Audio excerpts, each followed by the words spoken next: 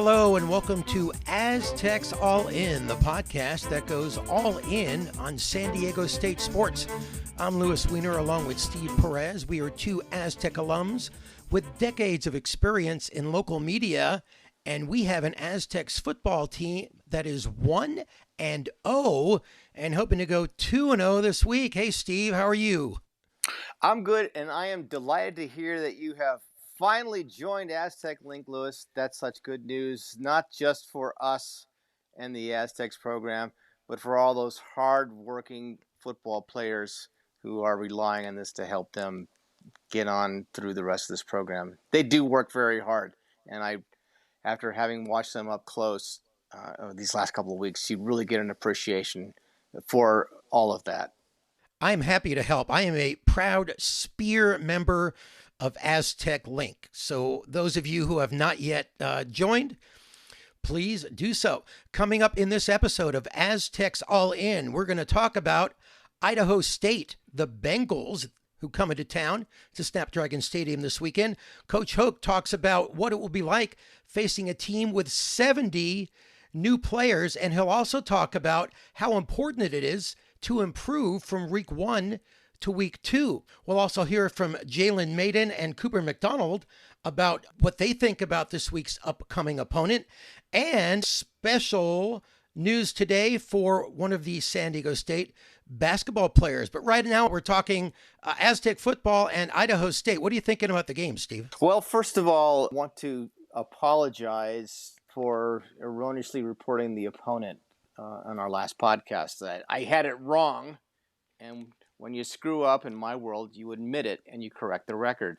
I said they were the Idaho Vandals, and in fact, the Aztecs are indeed facing the Idaho State Bengals, because there's a lot of Bengals running around out here in Idaho, and in penance, I'll be walking around in a potato sack for the rest of the week. If a Vandal went up against a Bengal, I'm not sure who would win that match. What do you think? Maybe the Vandal tagged the Bengal, and that's how they got their stripes. Who knows? Who knows? But they are playing Idaho State, a team that is an FCS team. That was the old Division II, a football championship subdivision team that has not had a lot of success lately. In the last 6 seasons, they have gone 17-45. They were 1-10 last year. Last year's coach lasted only 1 season, and they have a new coach coming on. This is their first game, and San Diego State did play Idaho State last year at Snapdragon, defeating them 38-7. So not a whole lot of competition, it appears, Steve. Pocatello, Idaho, home of the Idaho State Bengals. They have a new coach. They've turned over their lineup. He's trying to bring some offense in, and this is information I'm gleaning from a quick recap of the Big Sky Conference, of which they are a member. In the Idaho State Journal, Cody Hawkins is trying to bring some offense to the team and starting from scratch. And yes, indeed, it's a program that has some turnover going in that he is the third head coach in 3 years.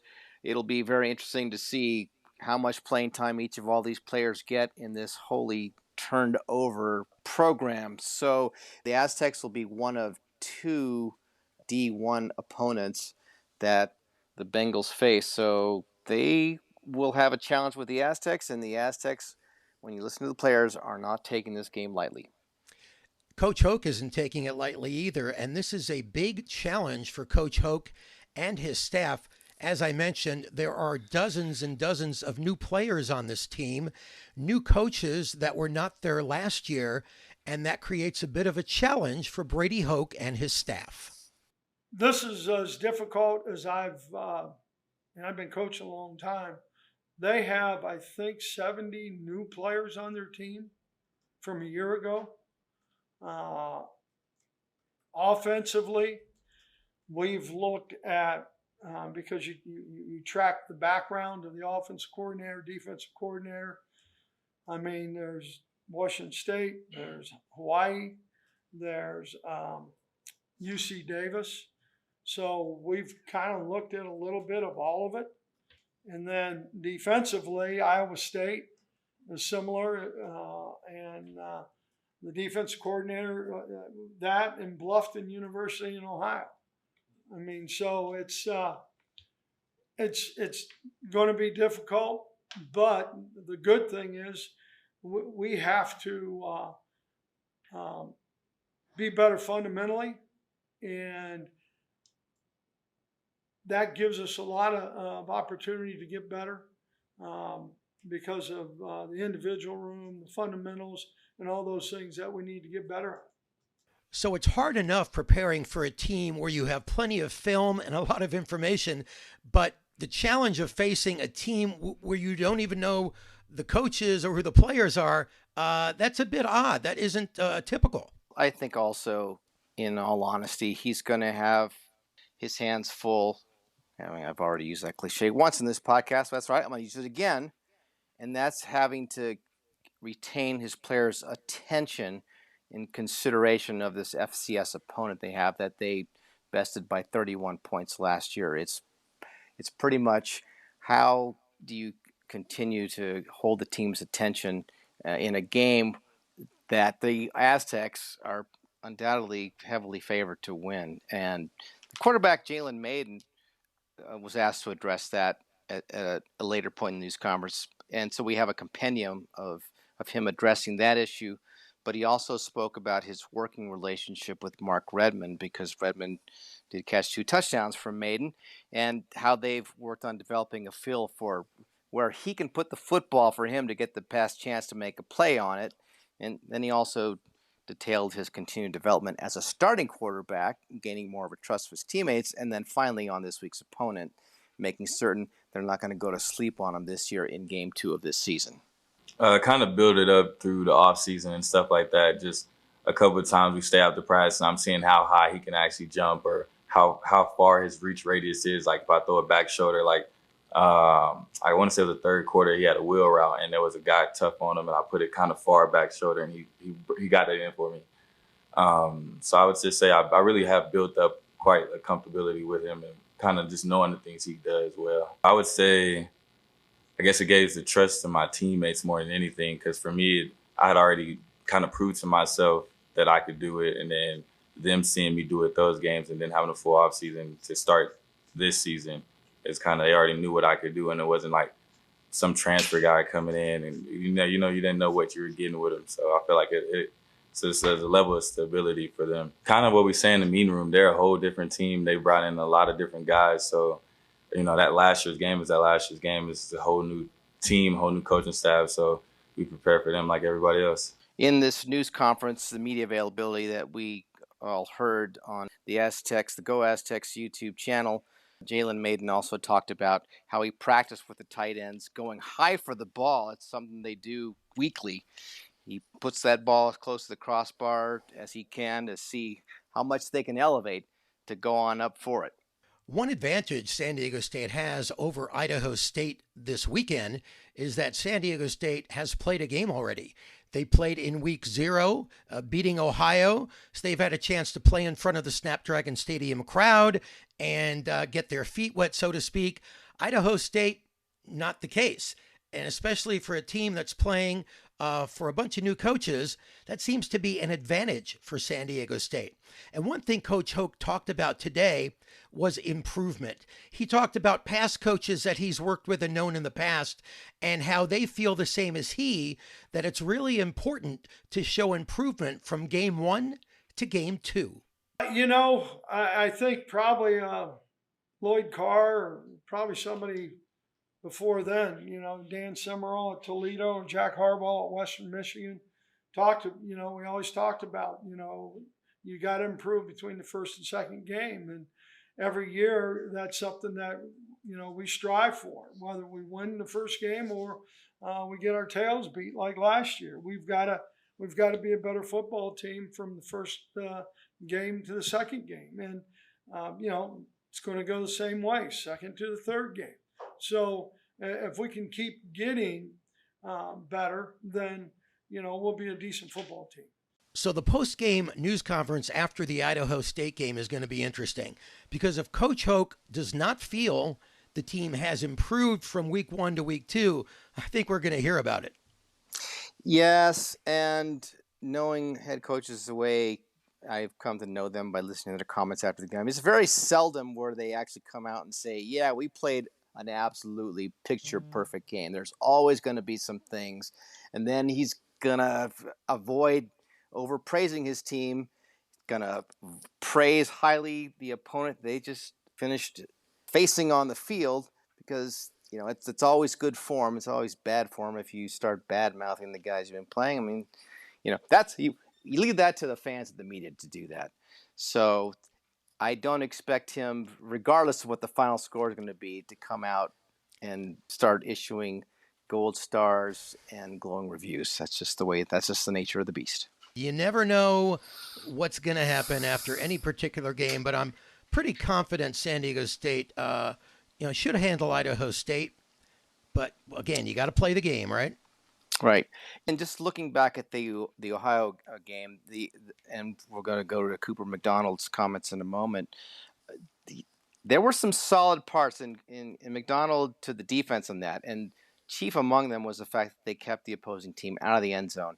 They gave up a lot of yards in between each goal line, but the bottom line was they held them to field goals or held them scoreless up until the game was pretty close to being in hand. That's what else can you expect from a starting defense?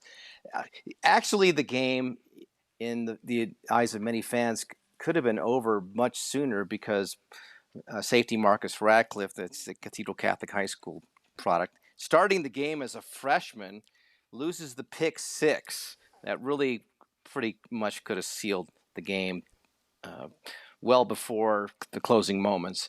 He lost the pick six, and it was by virtue of that call on Cody Moon. It was a high-ish hit. That's what I'm calling it. It could have gone either way, and it was too bad. I was standing in the end zone at that point, and from my vantage point, I was following the ball, so in real time, I did not see the hit. But on the replays, Hoke made the same comment. It could have gone either way. And in this case, refs threw the flag because in their judgment, it was a tad high. From where I'm sitting, I don't think I see the Aztecs defensive coaches telling Moon to do anything different than what he was doing, which is taking dead aim at that quarterback and coming at him hard and with intent. Yeah, Coach Hoke said he actually submitted that play to the Mountain West Conference today for review, just to get some feedback. And they did confirm, as you just mentioned, that it was an illegal hit. But again, from the fans' perspective, I don't think they agree with that. Again, I mean, I'm sure that they can confirm all they want, but that's a judgment call by the refs throwing the flag. And it's very seldom on a bang bang play like that will you hear the league saying, "Oh no, he shouldn't have long." They should not have done that. But also, toward the end of that game, we had a previous conversation with Daniel Okpoko, and he got in there and made a play toward the end. He knocked down a ball before getting anywhere near a receiver. But going back to the defensive play and getting the comments from Cooper McDonald in this podcast, he was asked about the opponent, Ohio University, and the similarity of that offense to that of Fresno State Bulldogs, and he agreed that they had a lot in common. On the Aztecs YouTube channel, he picked up the fact that the focus is on improving on Saturday's performance. Also, that he's pumped and ready to go, and they are absolutely not going to take this next opponent lightly.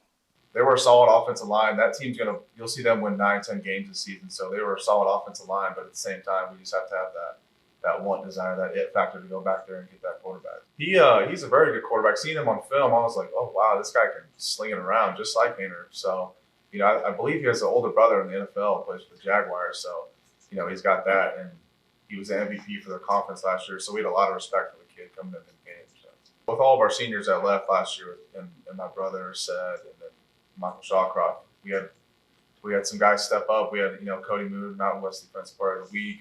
Zaire also played a really good game, and I made a couple plays here and there, but I think we played really well as a unit. But from game 1 to game 2, you should see a lot of improvement. So that's what we're working on this week, being able to improve week 1 to week 2. So the Aztecs are going to go for the win against an FCS opponent. My question on this game is how many fans will turn out, considering the fact that it is Idaho State. I don't think you can fault the fans for not showing up in droves. I would consider it a moral victory if they get as many fans as they got during the season opener. Yes, of course, you always want to see more fans in the seats, but it may be a big ask considering the opponent. I agree. But one thing I can predict, I believe the following week, the following home game against UCLA will have many, many more fans than Idaho State. Yeah, I think was that way? I'm sorry. That was some kind of a tweet? I don't think we're gonna. No, never mind. I'm not going there with the social media stuff from Idaho State. Let them yap. Woof woof, guys. Woof woof. Okay, so we'll move on to yes. There is some news from Aztec basketball. It was an exciting day today as Coach Dutcher introduced 2 new walk-ons to the team. But not only that, he also had some exciting news for a 5th-year senior. And obviously we lost the twins, we lost Jared, we lost a lot walk-on wise. And we're going to have one less walk-on this year. Cade, stand up. Cade, we're going to give you a scholarship this year.